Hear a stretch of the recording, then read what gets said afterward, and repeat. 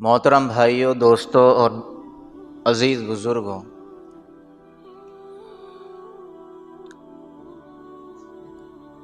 اللہ تبارک و تعالی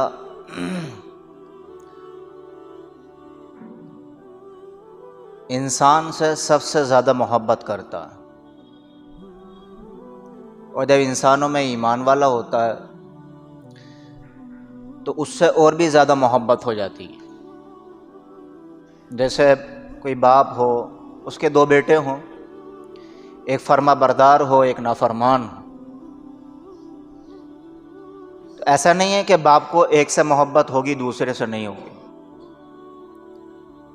ہوگی محبت دونوں سے، لیکن فرق ضرور ہوگا، ایک کے فرما بردار ہونے کی وجہ سے اور دوسرے نافرمان ہونے کی وجہ سے۔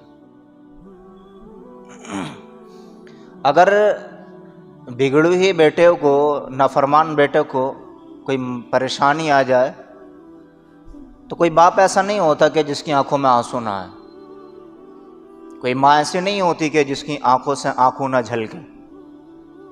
ہر ماں باپ ٹینشن میں آ جاتے ہیں، اولاد چاہے کسی بھی درجے کی ہو، اگر ان کے اوپر حالات آتے ہیں، اور ماں باپ کوئی بھی ہو نہیں چاہتے کہ ہمارے اولاد کے اوپر ان کی طاقت سے زیادہ ٹینشن ان کے اوپر آئے۔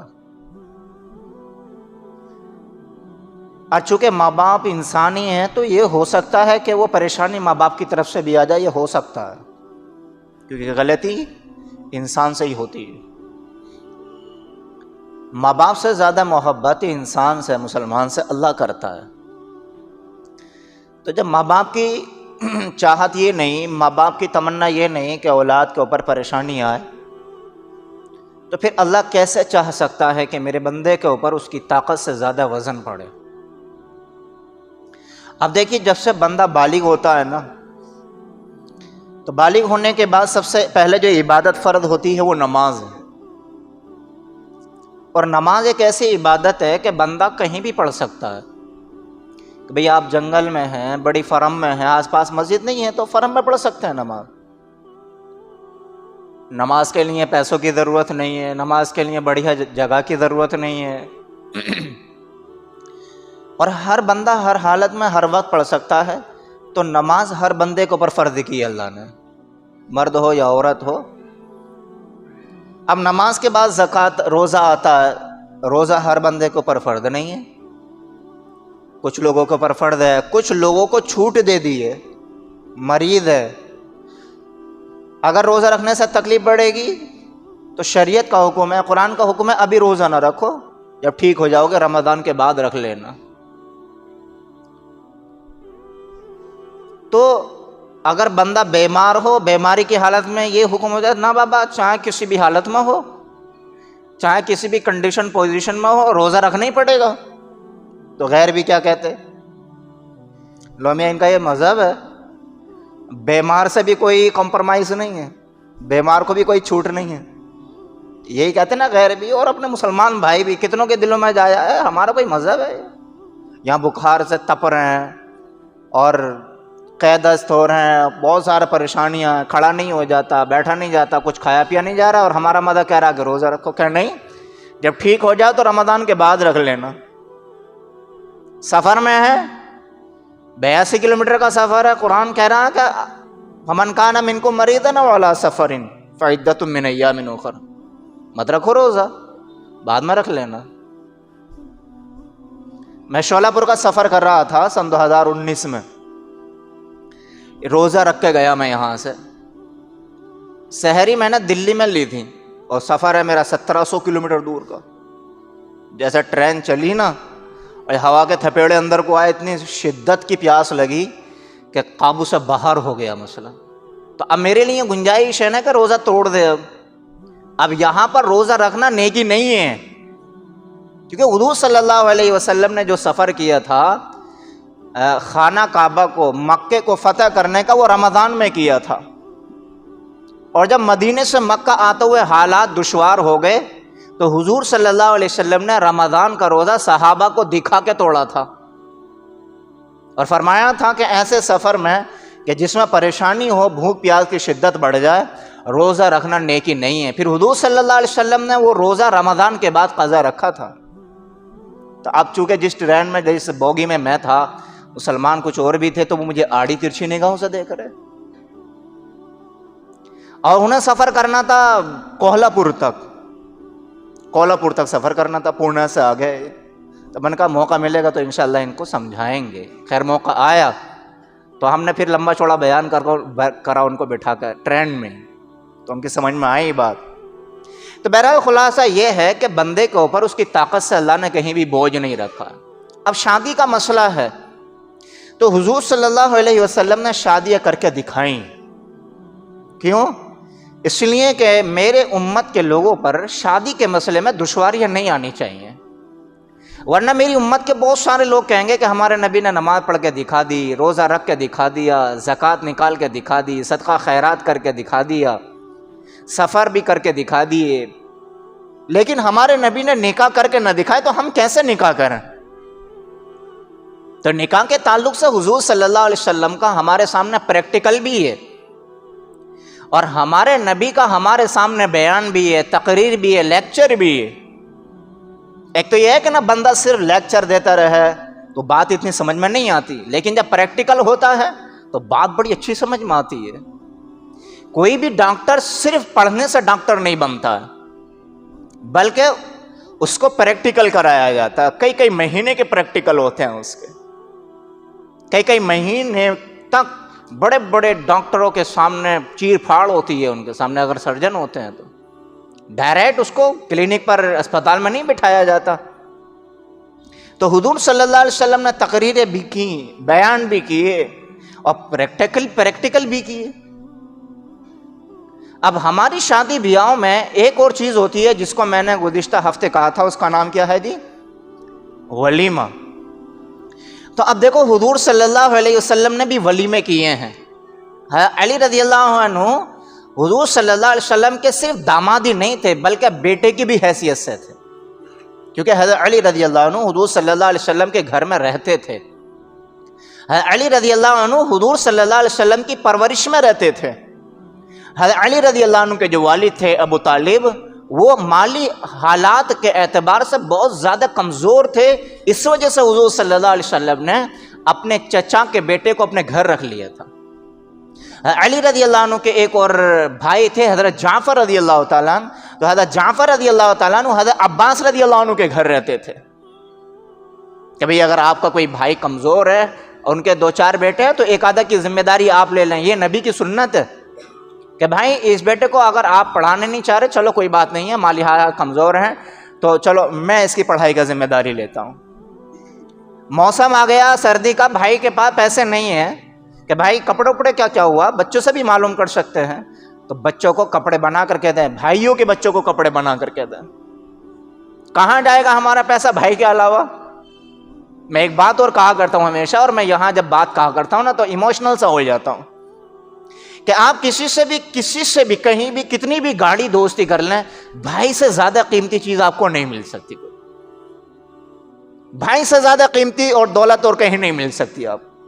آپ کے بھائی کا آپ سے کتنے بھی تگڑا جھگڑا کیوں نہ ہو جائے, مجال ہے کہ اس بھائی کے سامنے باہر آپ کو کوئی 2 لفظ بول دے, چاہے کچھ بھی ہو جائے, آپ کو وہ کسی سے 2 لفظ بولنا نہیں دے گا. یہ بھائی کی قیمت ہے, سمجھا کریں ہم بھائیوں کو. تو بہرحال حضور صلی اللہ علیہ وسلم نے پریکٹیکل کر کے بھی دکھایا, عمل کر کے بھی دکھایا, تقریر کر کے بھی دکھائی. اب حضرت علی رضی اللہ عنہ کا ولیمہ حضور صلی اللہ علیہ وسلم کر رہے ہیں, جبکہ حضرت علی رضی اللہ عنہ کی پوزیشن یہ ہے کہ حضرت علی رضی اللہ عنہ کے پاس اپنا ذاتی مکان بھی نہیں ہے, اور حضور صلی اللہ علیہ وسلم اپنی لخت جگر, اپنے جگر کے پارے کو, جن کا نام حضرت فاطمہ رضی اللہ عنہا ہے, ان کا نکاح حضرت علی کے ساتھ کر رہے ہیں. تو ایک صحابی تھے حضرت حارث بن نعمان رضی اللہ عنہ, انہوں نے اپنا مکان حضور صلی اللہ علیہ وسلم کو دیا, اور وہی مکان پھر حضور صلی اللہ علیہ وسلم نے حضرت علی رضی اللہ عنہ کو اور حضرت فاطمہ رضی اللہ عنہا کو دیا کہ آپ دونوں اس میں زندگی گزر بسر کریں گے. اب کوئی یہ نہ کہنے لگے کہ بھئی مفتی صاحب نے بیان کر رہا تھا, حضور نے تو پلاٹ دے دیا اپنے داماد کو. کوئی اب یہاں سے یہ نہ کہنے لگے. تو حضرت حضور صلی اللہ علیہ وسلم نے حضرت علی کو یہ پلاٹ دیا تھا، کس ناطے دیا تھا کہ ساری ذمہ داری حضور کے اوپر ہی ہے. بیٹے بھی ہیں تو وہی اور داماد بھی ہیں تو وہی. اگر پلاٹ حضور دیتے تو حضور کے داماد تو دوسرے بھی تھے، انہیں تو نہ دیا ایک چمچ بھی. اور آپ نے بس اتنا سنا ہوگا کہ حضور نے اپنی بیٹی کو دہیج دیا تھا، وہ بھی حضرت فاطمہ کے بارے میں. کبھی ام کلثوم کے بارے میں سنا؟ کبھی حضرت رقیہ کے بارے میں سنا؟ کبھی حضرت زینب کے بارے میں سنا؟ اور پھر 11 نکاح آپ نے کیے. کبھی سنا کہ 11 نکاحوں میں آپ نے کون سی موٹر سائیکل لی تھی، یا کون سا گھوڑا لیا تھا، یا کون سی اونٹنی لی تھی؟ اس زمانے میں تو اونٹنی آج کے زمانے کا ایسا سمجھ لو جیسے مرسیڈیز گاڑی، فارچونر گاڑی. اس زمانے کا اونٹنی کی قیمت یہ ہوتی تھی. تو حضور صلی اللہ علیہ وسلم کا جو لین دین ہوا ہے حضرت علی رضی اللہ عنہ سے، یہ ایک بیٹا ہونے کی حیثیت سے اور ایک ذمہ دار ہونے کی حیثیت سے کیا ہے. اور یہ بھی حضرت علی رضی اللہ عنہ کے پیسے سے ہی ہوا. حضرت علی سے کہا مہر میں دینے کو کچھ ہے کہ یا رسول اللہ میرے پاس ایک زرہ ہے، اس کے علاوہ کچھ نہیں ہے. تو حضور نے کہا بیچ کا اسے. تو حضرت عثمان رضی اللہ عنہ کو بیچی، اور پھر حضرت عثمان رضی اللہ عنہ نے وہ خریدنے کے بعد زرہ بھی واپس کر دی کہ علی میں خرید بھی رہا ہوں اور خریدنے کے بعد تمہیں ہدیہ اور گفٹ میں بھی پھر واپس ہی کر رہا ہوں. کہ مجبوری میں بیچ رہے ہو؟ تو اب یہ نہیں ہے کہ ہم مجبوری کا فائدہ اٹھائیں کہ بھئی مجبوری میں ایک صاحب اپنا پلاٹ بیچ رہے تھے، قیمت تھی 10 لاکھ کی، مجبوری میں بیچ رہے ہیں 7 لاکھ کی. ہمیں پتہ چلا کہ یہ 7 لاکھ کی بیچ رہا ہے تو یہ تو 6 لاکھ کی بھی دے دے گا. آج ہم انسانی اخلاق نہیں دیکھتے، انسانی مروت نہیں دیکھتے، بلکہ ہم انسان کی مجبوریوں کا فائدہ اٹھاتے ہیں، مجبوریوں کا فائدہ اٹھاتے ہیں. اور یہ نبی کا طریقہ نہیں، یہ غیروں کا طریقہ ہے کہ نہیں بھائی. ایک صحابی کے پاس ایک گھوڑا لے کے بندہ آیا اور وہ غلام نے خرید کر کے لایا تھا. تو کہا بھائی گھوڑا کتنے کا؟ کہ 300 کا. کہ مجھے تو یہ 400 کا لگتا ہے. کہ ٹھیک ہے 400 کا دے دو، 400 درہم دے دو. کہ نہیں مجھے یہ 500 کا لگتا ہے. کہ ٹھیک ہے 500 دے دو. کہ نہیں مجھے 600 کا لگتا ہے. کہ 600 کا دے دو. ایسے ہی کرتے کرتے 800 درہم پہ بات آ گئی. اور 800 درہم کا مہنگا کر کے کس نے خریدا؟ جس کو خریدنا ہے. تو غلام کہہ رہا ہے کیا آپ کی عقل پہ پردہ پھر گیا؟ یہ تو 300 کا بھی دینے تیار ہو گیا تھا. تو وہ مال جو خریدنے والے تو وہ کہنے لگے دراصل اس بیچارے کو تجربہ نہیں تھا، 800 کی چیز 300 میں دے رہا تھا، اور یہ میرے ایمان کے اور میری شرم و حیا کے خلاف ہے کہ میں اس کی مجبوری کا فائدہ اٹھا کے 800 کا 300 میں دے لوں. یہ ایمان والے کی اور دیندار کی شان نہیں ہو سکتی. یہ اب ہم کسی کی مجبوری کا فائدہ اٹھا کر کے اس سے کوئی سستا مال لے لیں تو ہم مسلمان تو ہو سکتے ہیں لیکن دیندار نہیں ہو سکتے. مسلمان ایک الگ چیز ہوتا ہے، دیندار ایک الگ چیز ہوتی ہے. تو حضرت عثمان رضی اللہ عنہ نے وہ واپس کیا وہ اور پیسے بھی دے دیے. تو حضور صلی اللہ علیہ وسلم نے مہر میں دیے. حضور صلی اللہ علیہ وسلم نے کہا کہ یہ سامان لاؤ، یہ سامان لاؤ. تو علی رضی اللہ عنہ گھی لائے، پنیر لائے، کھجور لائے. حضور صلی اللہ علیہ وسلم نے کہا دسترخوان لگاؤ. دسترخوان لگا کے وہ سامان اس کے اوپر ڈال دیا گیا. صحابہ سے کہا آ جاؤ بھائی. تو حضور صلی اللہ علیہ وسلم نے وہ چھہارے یا کھجور جو تھی وہ گھی میں مسل کے دسترخوان پر رکھی. کس کا ولیمہ ہو رہا جی یہ؟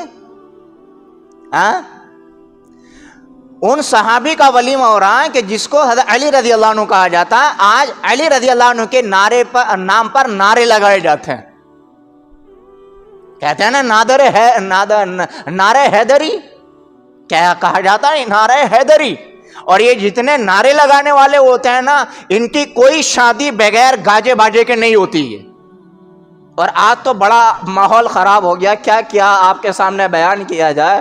کئی سال تک بھی شادی کا ٹاپک اگر بیان کیا جائے تو شادی ختم نہیں ہو سکتی. اب کچھ جگہوں سے ڈی جے بجے ختم ہوا ہے نا، تو اب کیا ہونے لگا معلوم ہے مسلمانوں کے گھروں میں؟ جیسے کل کو نکاح نا لڑکے کا یا لڑکی کا، تو کچھ لڑکیاں اسی گھر کی ہو گئیں جس میں شادی ہے، خاندان کی ہو گئیں. کچھ اور مہمانوں کی آ گئیں، کچھ بواؤں کی آ گئیں، کچھ پھپھوں کی ہو گئیں، کچھ خالوں کی آ گئیں، اور پتہ نہیں کون کون کی فرینڈس آ گئیں. اب کیا کرتی ہیں؟ گھر میں بوفے بجاتی ہیں، گھر میں چھوٹے چھوٹے ڈبے جلاتی ہیں، اور لڑکیوں کی ڈانس پارٹی ہوتی ہے. اب یہ ہو رہا ہے. ڈی جے ختم ہوا تو اب اس سے اور بھی اگلا قدم بے حیائی کا. اب لڑکیاں ناچ رہی ہیں کس گھر میں؟ جس گھر میں قرآن رکھا ہوا ہے، جو مسلمان کا گھر ہے. اب مسلمان کے گھر میں وہ کام ہو رہا ہے کہ جس کام کا جنازہ نکالنے کے لیے اور جس کام کا بائیکاٹ کرنے کے لیے اور جس کام کو نیست و نابود کرنے کے لیے میرے اور نبی آپ کے نبی تشریف لائیں. آقا فرما رہے ہیں انما بعثت الیکم لکسر المزامیر کہ میں تمہارے درمیان جو آیا ہوں نا میں گانے باجے کی چیزیں توڑنے کے لیے آیا ہوں. تو آج ہمارے یہاں یہ ہو رہا ہے. آج ہماری شادی کوئی ہلدی کے بغیر نہیں, کوئی منڈھے کے بغیر نہیں. مسلمانوں میں اسلام میں منڈھے نام کی کوئی چیز نہیں ہے, غیروں کا کام ہے یہ. مسلمانوں کا کام صرف ولیمہ تھا. اب ولیمہ نہ کر کے مسلمان منڈھا کر رہا, بڑا تگڑا کر کے منڈھا کر رہا ہے کہ منڈھے کے بغیر اب مسلمانوں کی کوئی شادی نہیں ہوتی. اب کتنے مسلمان ایسے ہیں, یہاں بھائی ایک بات اور بتاتا چلوں, کتنے مسلمان ایسے ہیں کہ شادی کے بعد میں کاروبار نہیں چلتا. کتنے مسلمان ایسے ہیں کہ شادی کے بعد بڑی پریشانیاں آتی ہیں. اب جو بڑی بوڑھی ہوتی ہیں نا, وہ آنے والی نئی دلہن کی ٹون کستی ہیں کہ اس کے پیر اچھے نہیں ہیں. اسے تانے ملتے ہیں کہ جب سے تو گھر میں آئی ہے گھر کا کباڑا ہو گیا, جب سے تو نے گھر میں قدم رکھا ہے ہمارے بیٹے کے کاروبار میں دیوالیہ نکل گیا. یہ نہیں دیکھتے کہ ہم نے جب اس شادی کو کیا تھا کہ تو کتنی نبی کی نافرمانی کی تھی. یہ نہیں دیکھتے کہ جب ہم اس شادی کا قدم پہلا رکھا تھا اللہ کو بھی ناراض کیا, نبی کو بھی ناراض کیا. اور جو انسان جو ایمان والا اللہ اور نبی کو ناراض کر دے, کبھی اس کے کاروبار میں, اس کی زندگی میں, اس کے نکاح میں برکتیں ہو سکتی ہیں. نکاح ہمارے غیروں کے طریقے پہ چلے گئے, ولیمے ہمارے غیروں کے طریقے پہ چلے گئے. ہمارا کوئی شادی بیاہ منڈھے کے بغیر نہیں ہوتا, ہمارا کوئی شادی بیاہ ناچ گانے کے بغیر نہیں ہوتا. اور پھر اس شادی کو کرنے کے بعد ہم خواب دیکھ رہے ہیں کہ برکتیں ایسی ہوں جیسے صحابہ کے نکاحوں میں برکتیں ہوتی تھی. ایسے کیسے ہو سکتا ہے کہ دوائیں بھی نہ کھائیں, پرہیز بھی نہ کریں, اور ہم سوچتے ہیں کہ فائدہ ایسا ہو جائے کہ جیسا فلاں بندہ تندرست ہو گیا. ایسا کیسے ہو سکتا ہے؟ تو حضور صلی اللہ علیہ وسلم نے وہ کھجوریں گھی میں مسل کے دسترخوان پر رکھی اور کہا صحابہ سے کھاؤ. تو اب صحابہ یہ نہ کہہ رہے کہ جی ہم کیوں کھائیں علی کا کھانا, کل تو اس نے ہمارے ولیمے میں نان گوشت روٹی توڑی اور آج یہ دے رہا کھانے میں. آج مسلمانوں کا بڑا فنڈا یہ بھی ہے کہ اگر آپ کے حالات کمزور ہیں, آپ کی مالی اور معیشت کمزور ہے, تو اگر آپ کسی ایسے بندے کی دعوت کرنے جا رہے ہیں کہ جس کے گھر آپ نے بڑا اچھا کھایا تھا اور اسے پتہ چل جائے کہ اڑد گوشت چاول دے رہا, تو ہم تو نہ کھاتے اڑد گوشت چاول, ہمارا نان گوشت روٹی توڑ کے گیا تھا اور خود اڑد گوشت چاول دے رہا ہے کہ نہیں, بتاؤ بھائی ایسا. اور آپ کو میں کیا بتاؤں, رونا بھی آتا ہے.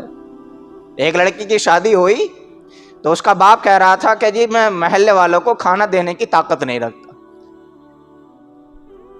لڑکے کے ساتھ دولہے کے ساتھ جو 20-25 یا 150 جو مہمان آئیں گے بس ان کو کھلا دوں گا. تو وہ جو خاندان والے تھے, کنبے قبیلے والے تھے اور محلے والے تھے, یہ مسلمانوں کی بات کر رہا ہوں, غیروں کی بات نہیں کرتا میں. تو وہ کہہ رہے تھے کہ کل کھا کے بیٹھ گیا اور آج کھلا نہیں رہا. اور پھر محلے والوں نے یہ پلاننگ بنائی کہ اب آئندہ نہ اس کو اپنے کسی کارج میں بٹھائیں گے اور نہ اس کے کسی کارج میں ہم شامل ہوں گے. یعنی کہ بائیکاٹ بند, جسے کہتے ہیں حقہ پانی بند. یہ مسلمان کا حال ہے. اور پھر معلوم ہے اس غریب نے کیا کیا بیچارے نے, اس غریب نے بیاج پہ پیسہ لے کے ان محلے والوں کو حرام کا کھلایا. پھر ہو گیا نہیں حرام کا, بتاؤ بھائی. بیاج پہ پیسہ لینا حرام, اس کا کھانا پینا حرام, یہ پیسے سے کھانا تیار ہو وہ حرام, اور پھر وہی حرام کا کھانا کھا کے مونچھوں کا تاؤ لگا لگا کے جو ہے نا باہر نکل رہے. کہاں اب ہوا بڑھیا کام. کوئی شادی ہماری قرضے کے بغیر نہیں ہوتی ہے, اور حضور صلی اللہ علیہ وسلم نے یہ عمل کر کے بھی دکھایا. اور پھر آقا حضور صلی اللہ علیہ وسلم کا ولیمہ میں بتا دوں آپ کو. حضور صلی اللہ علیہ وسلم کا ایک ولیمہ, ایک آپ کی بیوی ہے حضرت صفیہ رضی اللہ عنہ, تو سفر میں ان سے نکاح ہوا تھا. آج نکاح ہوا تو کل کو حضور صلی اللہ علیہ وسلم نے اس نکاح کا ولیمہ دیا تھا.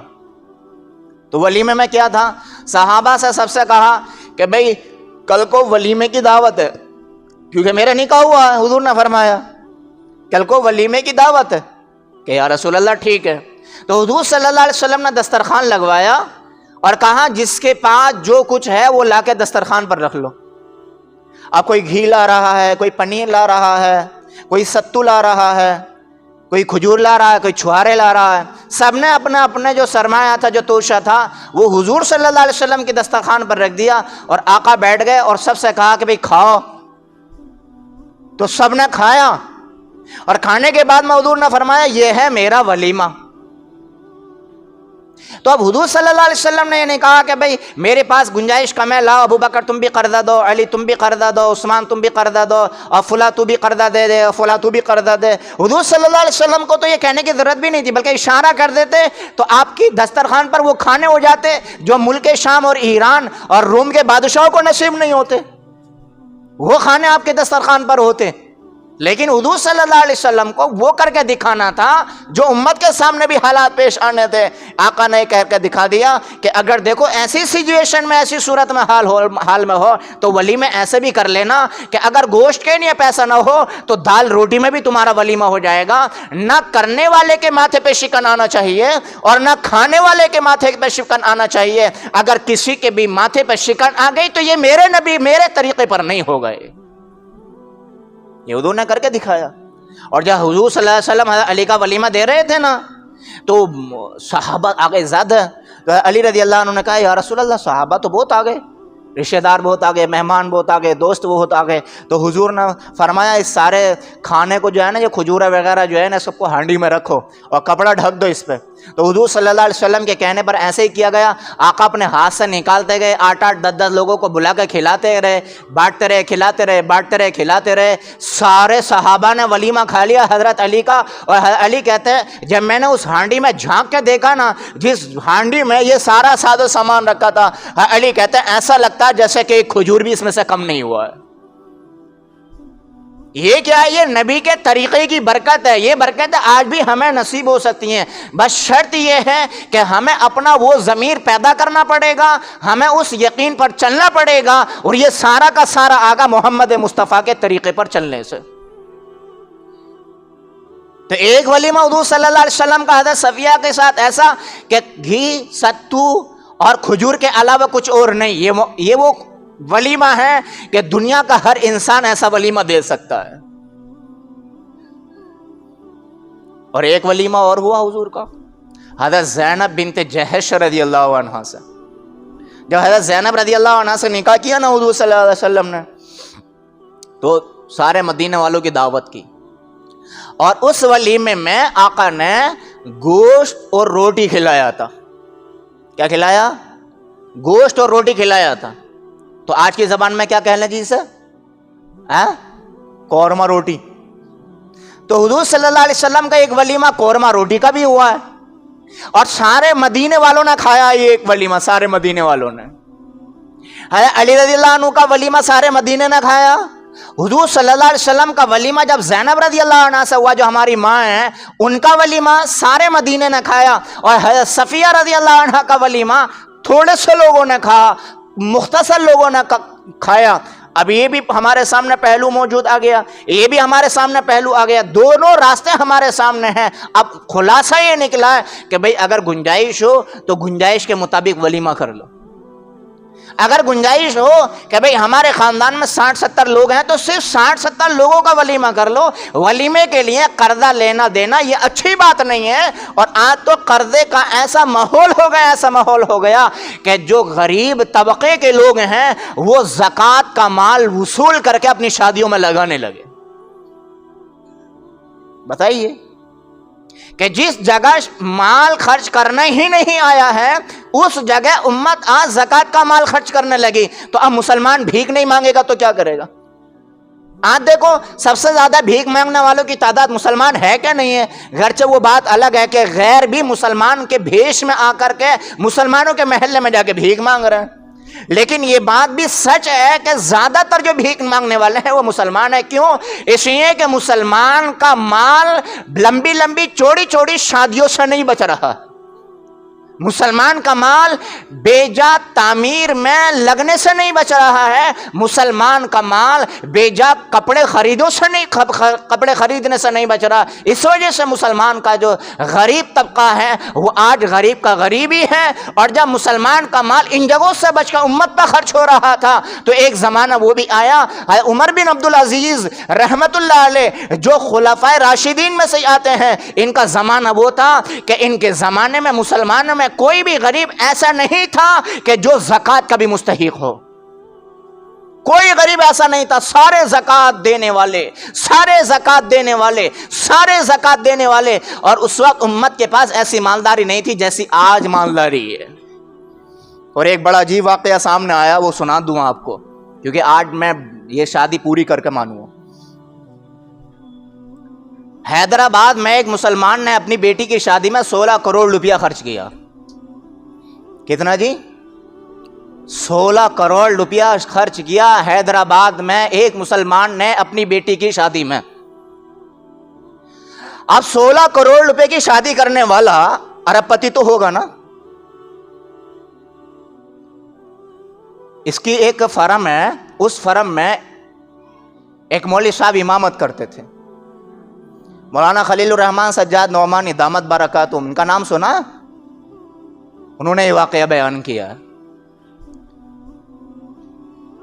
اس مسجد میں جو امامت کرنے والے تھے ان کی اہلیہ کی طبیعت خراب ہوئی، وہ گھر چلے گئے۔ گھر جانے کے بعد میں کچھ چھٹیاں بھی ہو گئیں۔ چھٹیاں اتنی ہوئیں کہ جتنی بھی تنخواہ تھی نا ان کی مولوی صاحب کی، جب وہ واپس آئے نا تو 16 کروڑ روپے کی شادی کرنے والے نے اپنے امام کی تنخواہ میں سے 4000 روپے کاٹ لیے تھے۔ کتنے؟ 4000 روپے کاٹ لیے تھے۔ یہ امت کامیاب ہو سکتی ہے؟ ایسے لوگ کامیاب ہو سکتے ہیں کبھی؟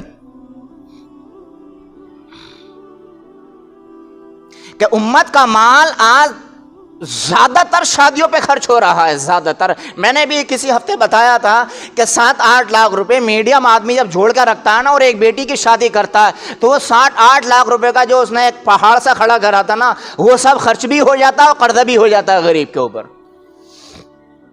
اور ایک بڑی عجیب خبر سامنے آئی ہے کیرلا کی، کہ ایک لڑکی شہناز یا شابانہ اس کا ایسے کچھ نام تھا، اس کا رشتہ ایک ڈاکٹر سے ہوا، اور لڑکے نے اچھا ان میں لونگ شبنگ چلی تھی پہلے، سمجھ رہے بھائی؟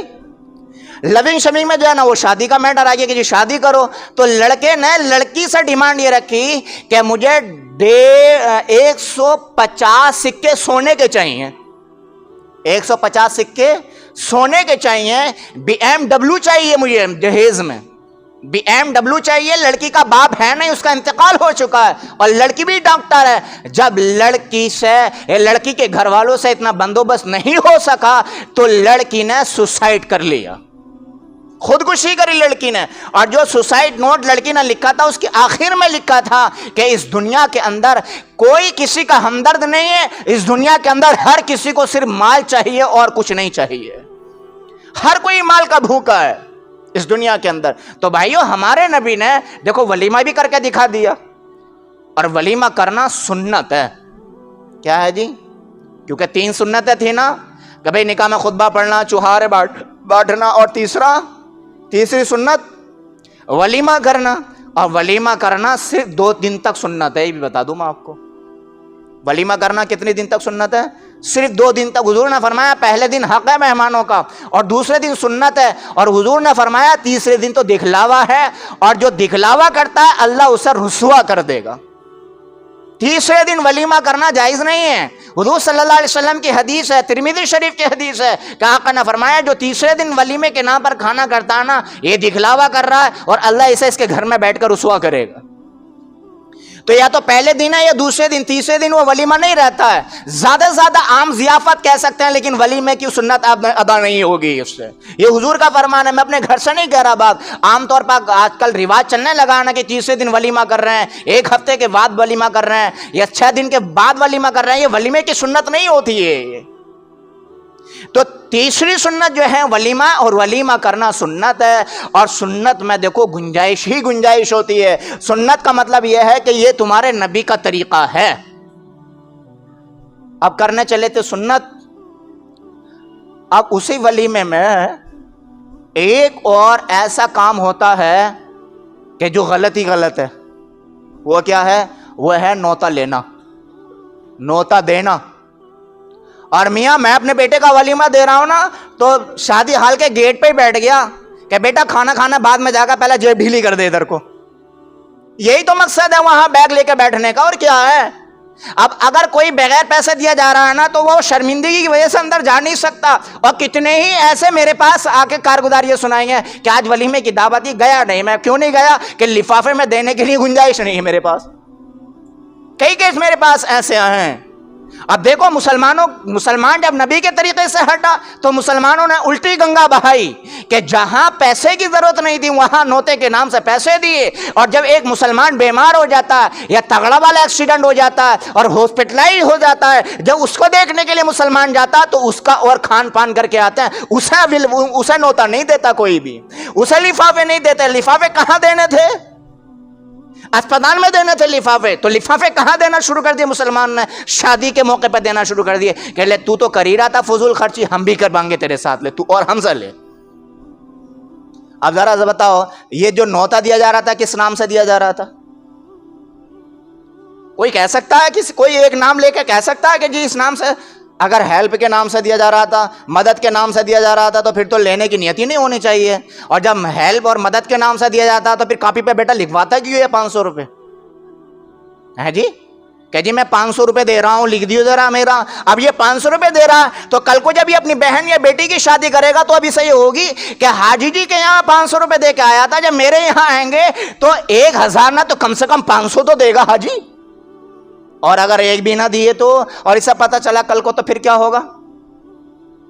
ہم نے لڑائی ہوتے دیکھی ہیں. شادیوں میں لڑائی کس بات پہ ہو رہی ہے کہ جی ان کی شادی میں نے 500 دیے تھے، اب یہ 200 دے رہے ہیں. یہ کہہ رہے ہیں کہ نا 200 ہی دیے تھے تو نے.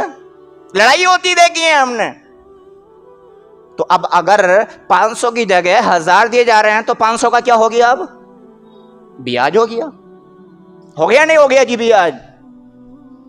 تو بہت ساری خرابیاں ہیں اس چیز میں بھی، اور شریعت سے کہیں سے بھی یہ ثابت نہیں ہے. ولیمہ سنت تھا تو یہ نوتے والی کون سی سنت ہے حضور کی؟ حضور صلی اللہ علیہ وسلم نے ولیمے کیے ہیں، کھائے ہیں، کھلائے ہیں، لیکن صحابہ نے کہیں کسی کو ولیمے میں نوتا نہیں دیا اور لفافہ نہیں دیا، کچھ بھی نہیں دیا. جب نہیں دیا تو پتہ چلا نبی کا طریقہ نہیں ہے، اور جو چیز نبی کے طریقے میں دائرے میں رہ کر ہوگی وہ سنت ہوگی، اور جب وہ دائرے سے نکلے گی تو سنت سے باہر نکل جائے گی. اور جو کام سنت کے دائرے سے باہر نکلے گا تو پھر ایمان والا مشقت میں آئے گا، پریشانی میں مبتلا ہوگا.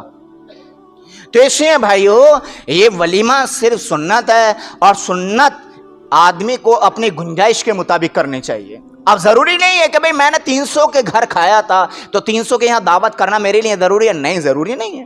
اگر آپ کی گنجائش 100 آدمیوں کو کھلانے کی ہے تو شریعت یہ کہتی ہے کہ 100 آدمی کو کھلاؤ. اب جو 200 بچے ہیں شریعت یہ کہتی ہے کہ اس کی گنجائش 100 کی ہے تو 100 کو کھلا رہا ہے. اب یہ 200 جو بچے شریعت یہ کہتی ہے اپنے پیشانی پر شکن مت لانا. اب یہ مت سوچنا کل ہمارا کھایا تو ہماری دعوت کیوں نہیں کری اس نے. اب کھڑے ہو کے کہیں وہاں اعتراض کر رہے ہیں، کبھی وہاں کھڑے ہو کر کے بول رہے ہیں یار ہماری دعوت نہیں کری، 2 لونڈوں کی شادی کری، ہم نے دونوں میں کھلایا. یہ کب ہوتا ہے؟ جب نبی کا طریقہ ہمارے سامنے نہیں ہوگا.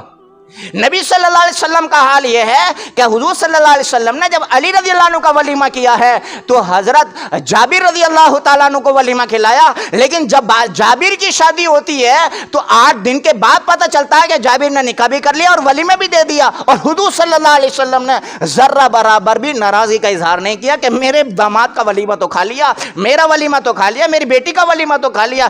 جابر یہ کون سی محبت ہے کہ اپنی شادی کرتا تو ولیمہ نہیں کھلاتا؟ اور جب بتاؤ اس طریقے سے شادی ہوگی جس طریقے سے ہمارے نبی نے کر کے دکھا دیں اپنی بھی اور بیٹیوں کی بھی، تو شادی کرنا مشکل ہوگا پھر. اور جب شادی کرنا مشکل ہوگا، جب شادی کرنا مشکل نہیں ہوگا، شادی کرنا آسان ہوگا، تو زنا کے دروازے بند ہوں گے نہیں ہوں گے؟ شادیوں میں جب فضول خرچی ہو رہی ہے نا تو آج کا مسلمان جہاں تھا اس سے اور نچلے استر پہ تو جا رہا ہے، اونچے استر پر نہیں جا رہا ہے.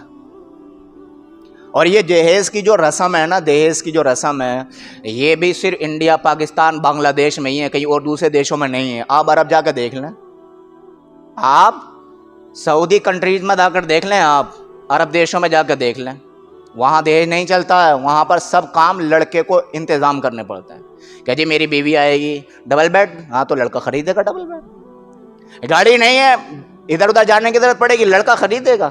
اب یہ نہیں ہے کہ لڑکے کے سسر نے بھیجوا دیا ہو کیش۔ آج کل کا ماحول تو یہ ہے، لڑکا یہ کہتا ہے کہ جی گاڑی کون سی دو گے، تو سسر کہتا ہے ہماری تو وہ ہے پیسن والی، پیسن پھر وہ کیا نام ہے اس کا، فور ایگزامپل کہ جی ہم تو پیسن دیں گے، اسپلینڈر دیں گے۔ اب اسپلینڈر کیا 1 لاکھ سے کم کی آ رہی ہے؟ 1 لاکھ روپے کی اسپلینڈر آ رہی ہے، اسپلینڈر 1 لاکھ روپے کی۔ تو اب وہ کیا کہتا ہے کہ میرے پاس تو اسپلینڈر سے بڑی ہے۔ اب بچولیا کیا کہتا ہے؟ بچولیا کہتا ہے جب لڑکے کے پاس اسپلینڈر سے بڑی ہے تو تم اچھے لوگوں کو اسپلینڈر دیتے ہوئے، یعنی ڈائریکٹ کھل کے نہیں کہہ رہا کہ مجھے بلٹ چاہیے، کھل کے نہیں کہہ رہا مجھے بلٹ کا کیش چاہیے، وہ تو یہ کہتا ہے کہ میرے پاس تو اتنی بڑی ایسی گاڑی ہے۔ اب ڈائریکٹ کہتا ہوئے سوچے گا کہ ایک بدنامی نہ ہو جائے، کوئی سوچے گا کہ کہیں منگتا بھیکاری تو نہیں ہے، تو اب مجبور ہو کر کے لڑکی والا یا تو اس گاڑی سے بڑی گاڑی دے، یا پھر جتنے میں پیسہ وہ اسپلینڈر آ رہی ہے اس سے زیادہ کیش لڑکے کو دے۔ آج یہ چل رہا ہے، غلط تو نہیں کہہ رہا ہوتا۔ اور دیکھو جتنی بھی لڑکیاں بیٹھی ہیں سر میں چاندی آ گئی، بال سفید ہو گئے، ان کے 30-35 سال کی عمر ہو گئی ہے ان کی، صرف اسی وجہ سے کہ ان کے باپ کے پاس دہیز میں دینے کے لیے لمبا چوڑا سامان نہیں ہے، صرف اس وجہ سے۔ کیا منہ دکھائے گی امت کل کو نبی کے سامنے جا کر کے؟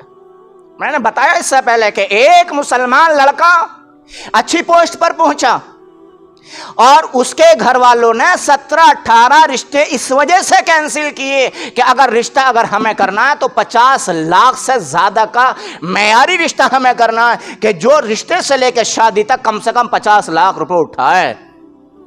اور ایسا رشتہ ہوا دلی سے اس بندے کا، جب 19-20 لاکھ روپے کی کریٹا گاڑی ملی ٹاپ ماڈل، 19-20 لاکھ روپے کا رشتہ چڑھایا، اور 14-15 لاکھ روپے کا اور دوسرا دہیج آیا، پہنچی نہ پہنچی 50 لاکھ سے۔ جب اس معیار کا آدمی ملا، جب اس بندے نے شادی کی، اس سے پہلے اس نے شادی نہیں کی، عمر بھی ڈھل گئی تھی اس کی۔